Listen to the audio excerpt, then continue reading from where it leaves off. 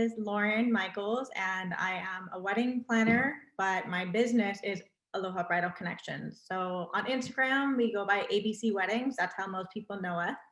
I started my business back when I was in college, thanks to the PACE program. And really, at first, it was just this idea of how can we modernize wedding planning? And it was really more on a simple aspect of, do we have to go the traditional route of having someone as the middleman the whole way through the process?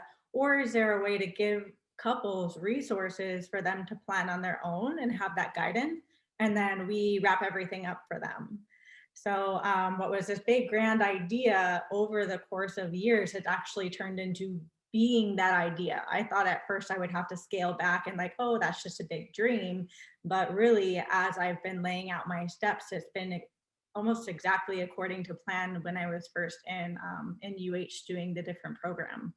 So I guess that's my intro. I hope that's helpful. So the business actually started up from being an idea at a startup weekend, which is something that PACE through. It was a weekend of just a bunch of different ideas coming in. And by the end of the weekend, my idea for this modern wedding planning platform actually won first, as most likely to succeed. So with the help of teammates getting us to that point, was pretty eye-opening, because at first it's just this idea and then you realize, oh, it's actually possible and other people think it's a good idea too. So that validation was a huge part of why I even started down this path. So that was the first step. The second step was actually getting a micro loan through PACE. So there was a whole list of requirements of things I had to do, and really that structure of get the letter of intent, and then you must actually start to get some money coming in before we can loan you money, gave me the discipline to know exactly what I need to do, how to approach different vendors, how to talk to different people and say, hey, if you believe in me, I promise I will invest back in you in the future. And so that was step two, really, was just that breaking the uncomfortable barrier. And I'm so thankful for that, because I think too many of us live a life where we live in our heads all the time. And it's really, PACE was what pushed me to really say, nope, you're doing this. Other people think it's a good idea. Go for it. We'll give you money. You have to pay it back with these conditions. But with that push, that's what really kind of launched. So that's step two, really. And then without even realizing it, before I knew it, I was in business. And that sounds kind of haphazard, but I think that's sort of how it felt. And I don't think you're ever actually ready for anything. It just sort of happens. You plan for it, and then all of a sudden it will happen the way that you plan it, the way you envision it. So the reason, what I'm talking about specifically, is I went to a wedding planning expo, and I figured I'm just going to hand out my business card to different vendors and ask for coffee, because I need research first. I need to know who's in the industry, who I can recommend before I can even talk to brides, or couples for that matter. So I hand my business card to a photographer, and this very busy expo, he handed my card back to a bride and said, oh, here's a wedding planner. That bride calls me and she goes, okay, I'm ready to book you. And I'm like, no, no, no, no, no, no, no. I mean, in my head, no, I'm not ready. I don't have a contract. I mean, I barely got my GET license at that point, but it was sort of just, oh, okay, well, I can't say no. I have to do this. Somebody knocked on my door saying, I'm ready to be your client. I have to say yes. So in that moment, my current business partner, former roommate, college roommate, she was across from me in the dorm room. And I said, I need help. Will you help me? Help me do this wedding. And I think we got this, but I need your help. And she said yes. So I got a team of friends to help me out with that first wedding, and rave reviews from the vendors of just saying, wow, that's your first wedding. You guys did a really good job. And I just felt so in my element. And seeing my team at that time love what they were doing too, just kind of sparked this next passion for creating career paths for people who are also passionate about what they do, and helping people, I think, has always been the basis of what we do. So that's the foundation of the perspective with the planners and the couples. But if you shift gears and you go back to giving that vendor the business card, it was countless meetings with different vendors, getting coffee, chatting with them, whatever I could do to get information and hopefully some feedback as to how we could help in this industry. That's what really propelled us, because it was due to our list of vendors that were all willing to give our couples a 5% discount if they worked with us, that we were able to be successful, because clients saw this list of vendors, they saw the 5% off. These vendors saw how many people we were bringing to them. And truthfully, it's all based on the platform of our website. And everyone knows search engine optimization is the key to a successful business online. So that volume of couples and vendors interacting and having really valuable information on our website transparently, with or without our services being hired, this is just our website, is actually what helped us ranking first within a matter of a couple of years. So that's kind of the website background and the vendor interaction background. But now it's really this family of vendors. We all love working together. They know we will make sure they have water, they're taken care of, because vendors are our customers just as much as our couples are. They're the ones who send us business again and again and again. Couples get married and then hopefully they send friends, but that's not as much of a guarantee. So we definitely make sure we take care of all aspects of the business. Um, that's a great question. What's the day of me as an entrepreneur? Really, from the very beginning, it's been constantly readjusting my day's plans to being whatever is most important. And it's really easy to get tied up in these little tasks and things that have to be due. But truthfully, the small tasks can wait or they can be delegated. The important things are the things that need your attention right now, are constantly changing. So I wake up today and all of a sudden I have to shift my schedule around. You have to be okay with that, being flexible with that. So that's something that I've definitely kind of adopted as part of my daily plan, is having a set part of my schedule that's just flex time to take care of whatever fires come up, whatever situations, or if I'm just behind, I can get caught up during that flex time. So that's a big part of how I do believe being an entrepreneur is works. If you are flexible, it does not work if you go into it with a cryptic schedule and you have to do all these obligations, because then your schedule is running you instead of you running your schedule. And as the entrepreneur, you have to really find that motivation to get day to day, which means you got to keep it exciting. You can't be doing the same 9 to 5 type job when you're an entrepreneur. That's the whole goal, right? Is to be able to make your own schedule, but you have to understand that you are actually in charge of that schedule. That schedule doesn't have to run you. So that's a lesson that I learned, I think, a couple years into it. Because at first you're like, oh, that's important, and you're kind of running around and not really thinking clearly. So the goal is to step back in your day, have that flex period, and also be able to say, I'm in control of today, and I get to decide what my business is going to bring in today. And a lot of that is wherever you're paying attention to in your business will succeed. If you actually spend the time and hours to water it, same concept as a plant, it will do well. The thing you have to understand is you can't take care of everything at once. And that's where you have to really lean on your team. So for me, a team is everything. My team is everything. Without them, I wouldn't be able to go every single day taking care of important things, because I have them to help me out with the little things that I know they're learning from. And they're going to take that into their next wedding that they do. They're going to learn from all these small things. Whereas for me, it's just my 700th time doing it. I don't need to do it 700 times. I need to train the team how to do it so I can continue elevating what I'm taking care of in the business versus what the team can take care of. Automation, I think, is another thing. I'm constantly working on automation in my business, and that's a daily activity, truthfully. Changing our workflows, making sure everything is working. Every time there's a bottleneck, we fix it, and then there's another bottleneck, and then you fix it. So there's never, at least in my experience, there's never been a point in time in my business where I've said, oh, everything's great, nothing needs to be updated. As soon as you think that, a whole wall will come raining down of business or of clients or of problems and things you didn't take care of that you didn't realize you didn't take care of. So automation and just overall head above the water, looking at everything is the only way to get through the day. So I know that's another long answer, but truthfully, being an entrepreneur, you're wearing so many different hats in the business that you have to take that step back and realize what it is most important that needs your attention.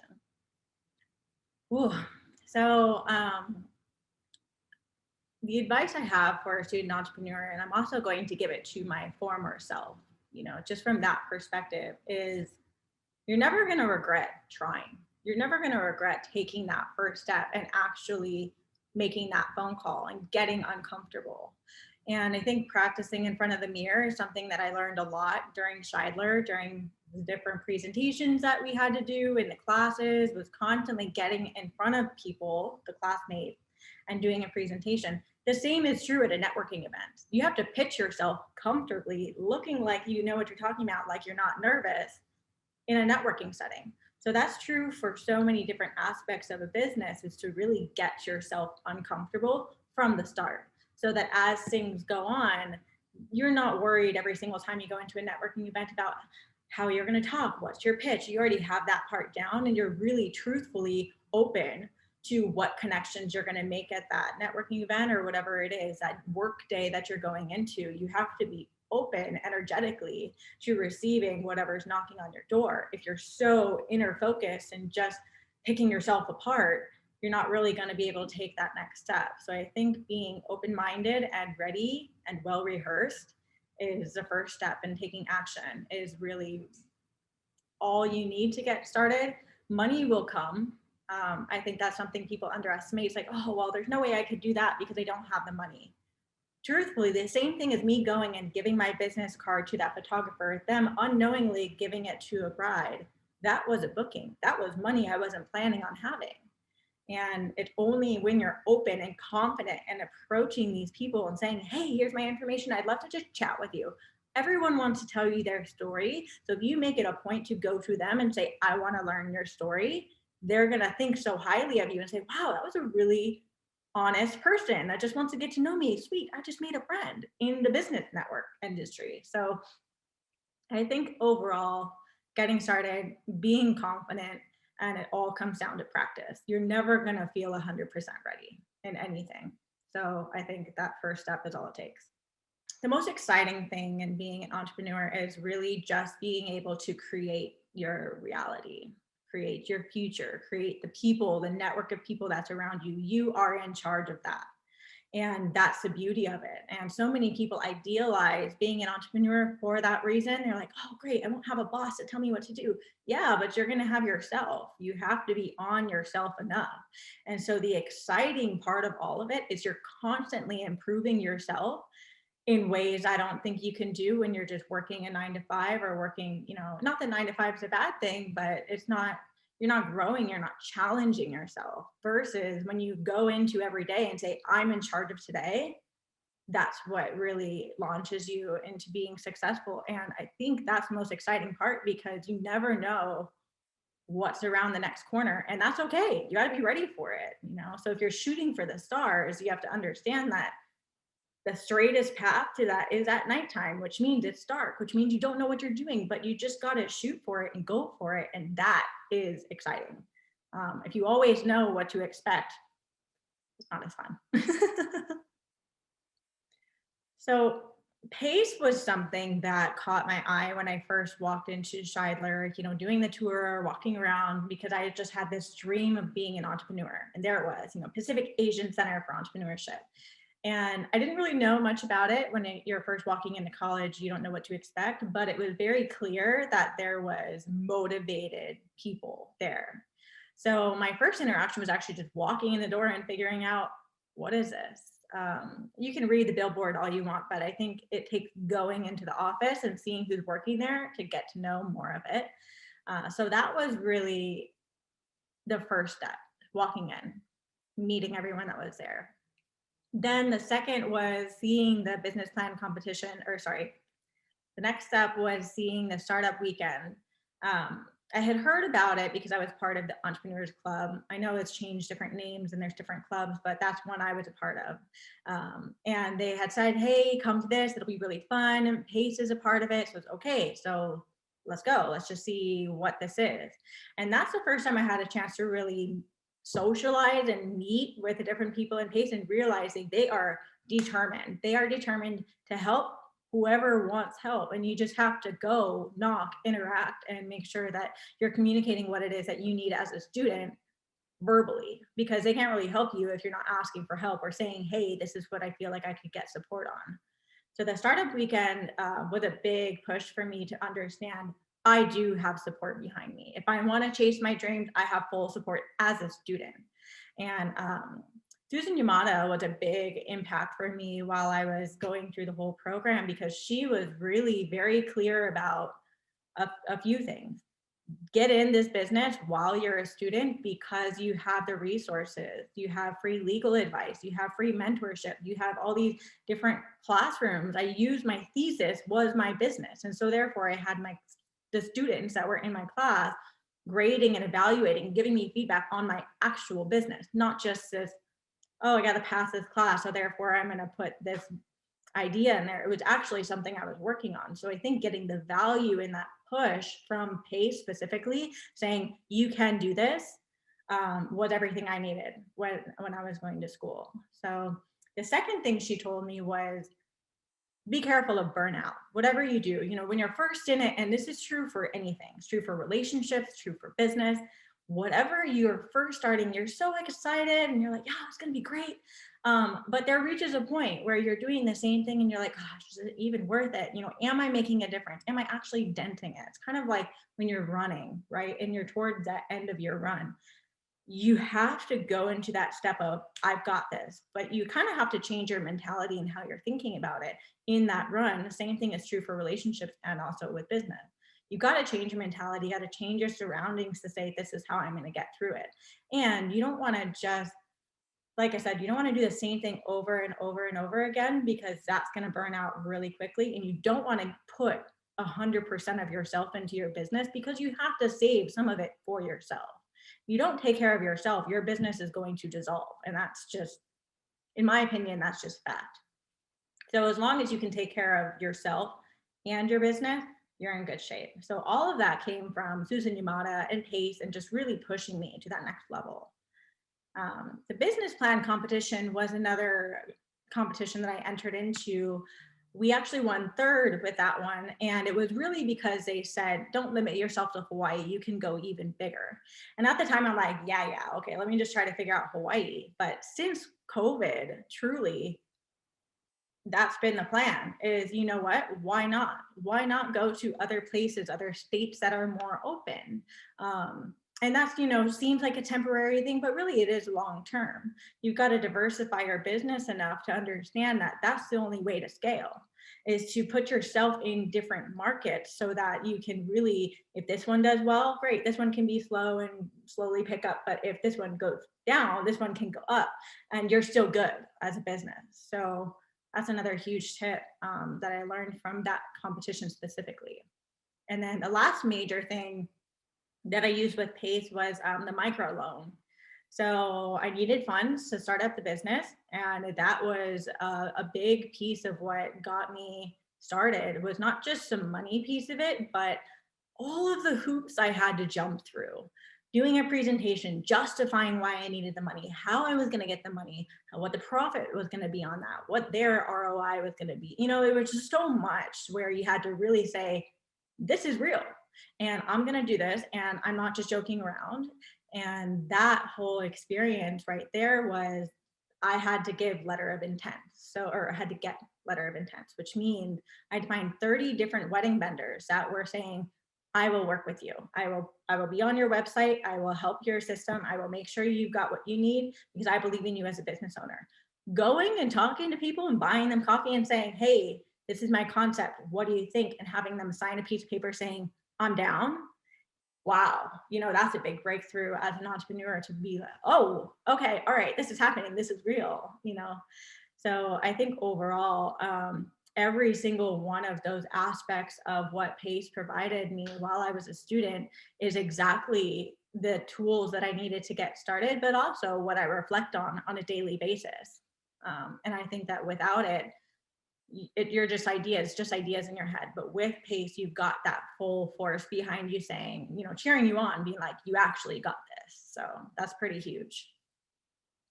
So future plans for ABC. Really, I think the motto has always been, well, we have to say yes. And that's from the very beginning and even now. Anytime we've gotten an opportunity to work a wedding in Colorado, in California, in Florida, we just say yes. And we figure out the numbers, but it's more about getting that booking so that I can have that experience, working with the vendors in that area. We did a wedding in Texas, right in the middle of COVID, because Texas was open, and it was beautiful. And we had a chance to interact with those vendors then. So I think overall, every single time we've said, oh yeah, that's a 10-year plan, before you know it, it actually hits you and says, oh no, you have the opportunity now. You got to say yes. You got to say, I'm going to figure this out, and I'm going to take this and run with it while I can, because what other opportunities do you have? And what was hard during COVID was it's a big game changer for everybody. And not saying that it's not necessarily over yet either, right? We're still on this, we're not really sure. But as a business owner, I refuse to be at the mercy of the government. And so I had to kind of say, look, Hawaii is a very secluded market. I lost all my business in a matter of a year, or in a matter of weeks of a whole year worth of business. And yes, it got pushed to the future, but it's still not even super certain. So the first step I decided to take was actually branching out to the other states. We did the wedding in Texas. I checked out California, started doing some networking there, and then looked into Florida as well. And so far, all the networks that I'm making in those states are already flourishing. And I'm hoping it's only a matter of a few years before we can start to develop teams, hopefully less, but before we can start to develop teams that can actually give recommendations to couples getting married there and help the small businesses in each of those areas do really well because of the volume of weddings we're able to bring with the resources that we provide, all from a very modern perspective of couples can look online all they want, but there's a lot of information. It's information overload everywhere you look, on the daily, whether it's work related, wedding related, whatever it is. So our job is to say, we vouch for these people. They are amazing. They've got great rates, and we're excited to tell you that they're the best. And that true, authentic recommendation is super, super important. And that's really our next step, is just seeing how far we can go and how many different places, but truthfully starting with the states that were open during the pandemic, because we just can't risk being in a state that's going to close in a matter of a dime, or at least not exclusively. So at first, I think the hesitation was, oh, but you've got Aloha in your name. And Aloha is the foundation of what our business is. Everything that we do is about being authentic and bringing that love and celebrating that love and being welcoming and open to the businesses we work with, to the couples that we work with. And that doesn't have to just stay in Hawaii. That's something that I feel confident we can represent in other places and show them a taste of Hawaii, and hopefully give Hawaii more business in the long run, because they have to go because of their experience in working with us. So that's the goal. At first, I thought it was pretty lofty, but now that I'm actually trying it and actually networking and going to these different states and traveling and seeing what is the limit, the sky is the limit. It's whatever I decide it is. And I've got my business partner is 100% behind me on this entire process. And I couldn't do it without her, couldn't do it without the team. And I definitely couldn't do it without all the people that are saying, you go girl, so that's super helpful. So where to find us? I would say our most active platform is definitely Instagram. So just follow us at ABC Weddings. You'll see the weddings we're working on, tips and tricks, just different things about the team, behind the scenes, all that kind of stuff. You can really get a sense for who we are, what we do. On there, of course, is a link tree that will tell you where to go for different parts. But the next step would be our website. So alohabridalconnections.com. And yeah, the smaller version of that is alohabc.com. So either one will work. Plug it in and you'll be able to see who we are, what vendors we work with, what islands we're working on, hopefully what states is coming next. But really, I think our website and Instagram is the best way to get a hold of us. And we're happy to connect with anybody, whether it's just to brainstorm about a business idea or give feedback or even just overall experience. Anything we can share to help others, 100% for.